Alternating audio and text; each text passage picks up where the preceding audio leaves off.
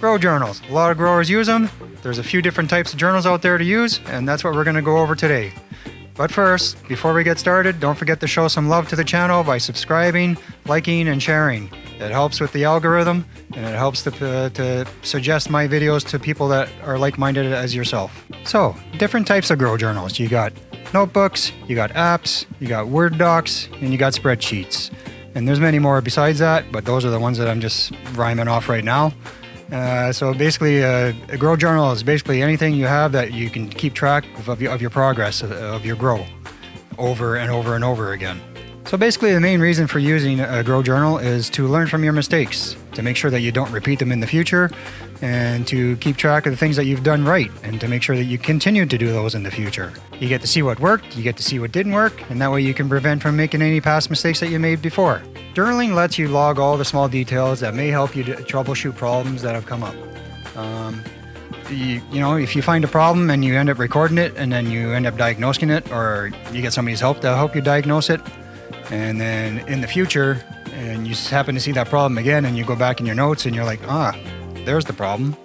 And then it hopefully gives you a chance to diagnose and solve what's going on. So there are many different ways to do journaling.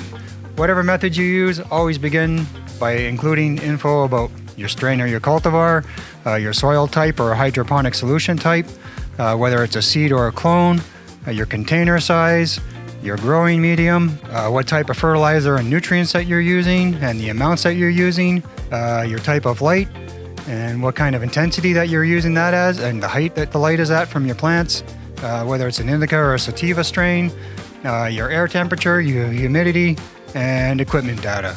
Okay, so there's different types of journaling that you can do. We'll start off with freestyle. So basically it's like a diary. Anything you do, you write it down. Anything you think, you write it down.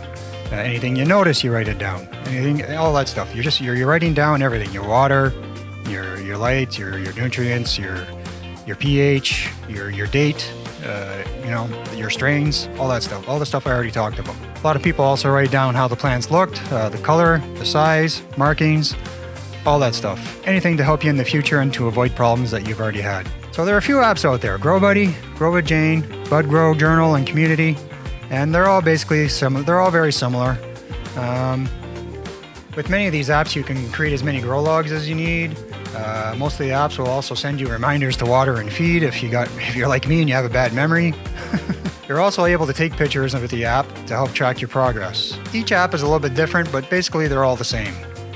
Find the one that works for you and just go with it. So if you don't want to track your plants that way, you can go online and you can find journal templates and you can download them. One is Sea Grow Log by Rich Bunny. This template includes spaces to record your height, your pH, your light schedule, your humidity, room temperature, nutrients, smell, and just general notes overall. This template is available on Etsy for $3.99, so it is not free. So those are some of the ways to keep track of your grow. Let me know in the comments below how you keep track, or if you even bother to keep track. Thank you for joining me. Have yourself a terrific day. Stay elevated, and peace.